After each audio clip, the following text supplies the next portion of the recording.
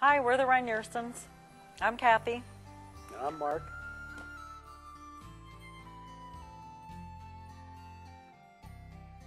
And no, we did not bring the snow to Arkansas, guaranteed. Oh, yes, we did.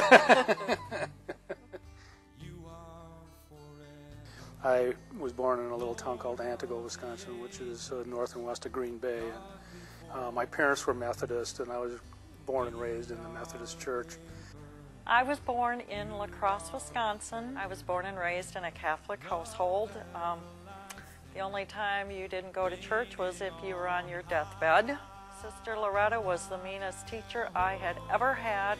I do believe that all nuns do not go to heaven. Well, when I left for college, that was my freedom. I decided that now I am on my own, and that's the way it's going to be. And I had 2 children with my first husband, and after we divorced, I had moved back to Wisconsin. Here I met my first wife, and things didn't go real well with that whole process, and ended up getting a divorce out of that. Mark entered into my life. I truly believe God sent him to me. Well, it was a blissful moment when you and I met.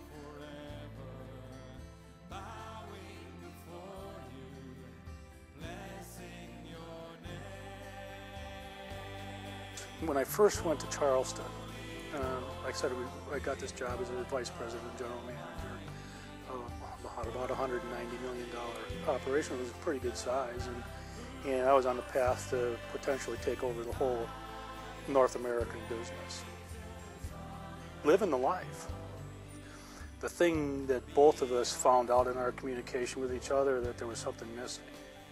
And somewhere it just wasn't, there was something missing. There was a hole. No matter how much money I poured down the hole, it wouldn't go away. I told Mark, I said, there was this church that I heard about, that I read about quite a while ago. I think I want to go check it out. That's all it took. We charged down the path and said, well, we're going to go find this church. And we know it's over in Mount Pleasant somewhere, but we didn't know where. And got in the car and just drove.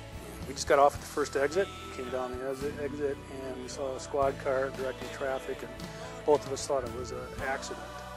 We were in the lane that was directed right into the church. Here's Seacoast Church, the church we were looking for. It was really kind of a bizarre thing, and the church service was very similar to what we have here at Central as far as the type of service. And we sat and listened to the whole service, and when we left, I remember when we left that service, we both were silent. It was, wow, what just happened? So that was the start where we were there every Sunday. I went to work one day, and boom, I dropped this bomb on me that you don't have a job. So Pastor Phil and I had a very long talk, and he basically just said, Mark, you just got to get down on your knees and pray like a man. And I did. And God reached out, pulled this poor soul up out of his boots, and gave him life. And that's when you told me that God had spoke to you. Mm-hmm. And his words to you were, I have prepared your way. Prepared your mind so that you could understand what I'm about. I've prepared your eyes so that you can see what needs to be done. Now I prepare your feet to take a walk.